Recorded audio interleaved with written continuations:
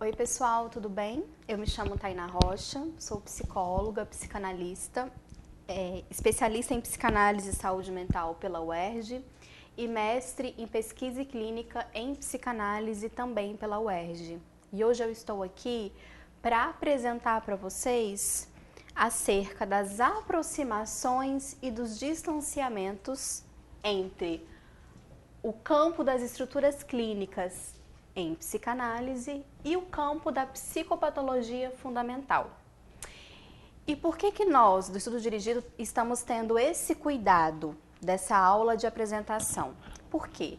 Quando vocês lerem acerca de estruturas clínicas, esses termos, eles dizem respeito ao campo da psicanálise, né? Então é com a psicanálise, com a inauguração do método de tratamento por Freud, é que nós então receberemos notícias e propriamente a conceituação pela qual Freud se empenhou e se dedicou para definir o que ele chama de estrutura clínica, que de saída logo vem à cabeça: neurose, perversão e psicose, certo?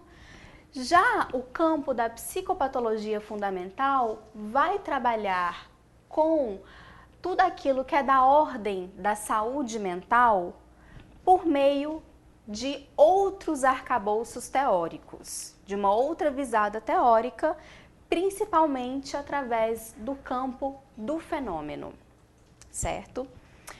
Contudo, pessoal, por que a gente está trazendo, então, essas diferenciações? Porque são elas que também aproximam ambos os campos. E, em termos de saúde mental, em termos de elaboração e formulação do que nós chamamos de diagnóstico diferencial, recurso através do qual nós poderemos, então, direcionar um tratamento a um paciente em saúde mental, podemos melhor cuidar desse sujeito e nos empenharmos em uma escuta que nos guie também de acordo tanto com os fenômenos que esse sujeito apresenta, quanto, tão importante, a estrutura clínica que esse sujeito se encontra, ok? Então, num exemplo simples, nós vamos pensar que um sujeito pode apresentar fenômenos que o classificam e o enquadram dentro de um transtorno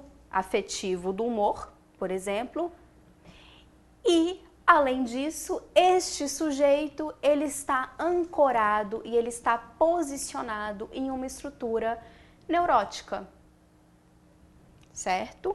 Ou, num outro exemplo, um sujeito pode apresentar todos os fenômenos, sinais e sintomas que competem a uma síndrome psicótica e este sujeito, no campo da psicanálise está posicionado na estrutura psicótica, ok?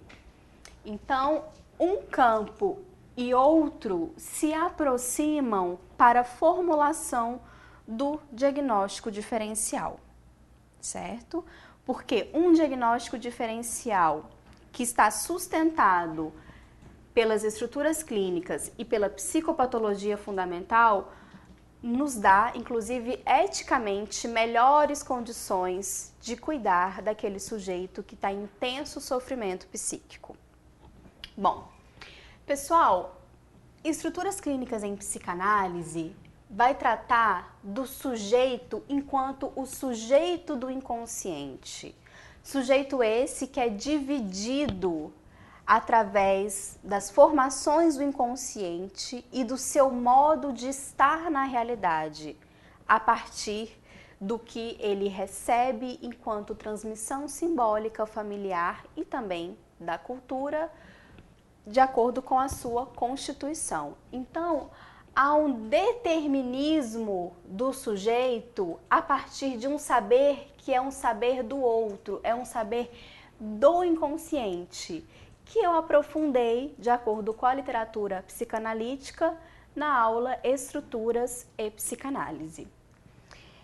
E um ponto importante também é em relação ao sintoma. O sintoma na psicanálise, ele é constituição do sujeito. Um sujeito não é sem o seu sintoma. Na histeria, um sujeito histérico não é sem os seus sintomas somáticos ou conversivos. Na psicose, o sujeito não é sem os seus delírios e, quiçá, também se for o caso, as suas alucinações. E na perversão, o sujeito não é sem o seu desmentido. Então, na psicanálise, nós trabalhamos mantendo o sintoma. Só que é claro que manter o sintoma não significa não tratar o sintoma.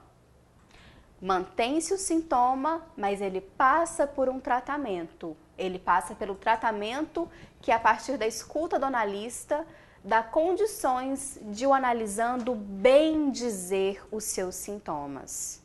E aí, o sintoma de um analisando vai então expressar esse saber do inconsciente que está agindo em seu discurso, em sua fala, em seus comportamentos, ainda que o sujeito não tenha ciência deles.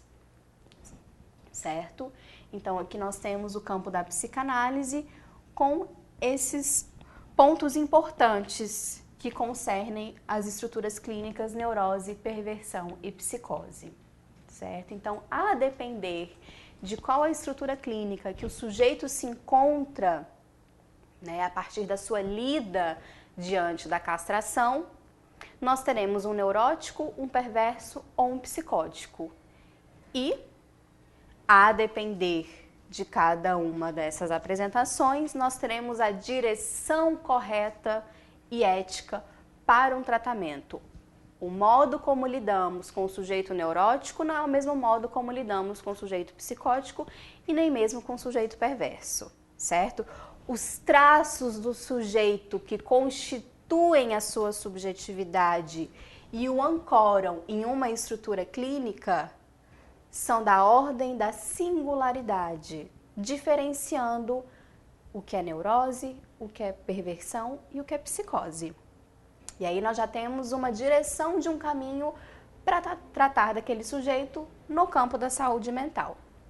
Melhor ainda se tivermos, levando em consideração também, o campo da psicopatologia fundamental, que aí, pessoal, vem a ser o campo do fenômeno, daquilo que se dá a ver, daquilo que é observável, daquilo que é testemunhável para além do sujeito em sofrimento, mas também para o outro ou para os outros em sua volta, certo?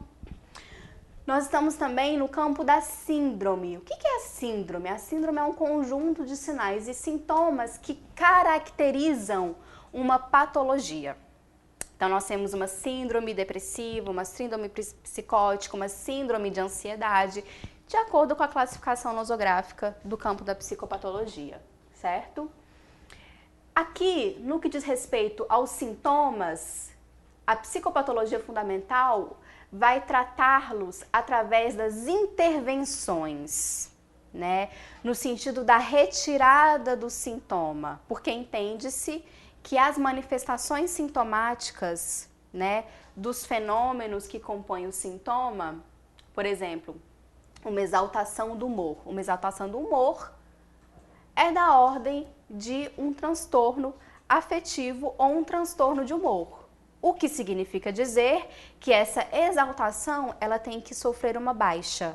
Sofrer uma baixa significa intervir sobre ela, pela medicação ou por outras terapêuticas. Mas o fato é que, em psicopatologia, nós intervirmos sobre o sintoma e, melhor dizendo, sobre a síndrome, no sentido de retirar aqueles fenômenos que acusam uma patologia.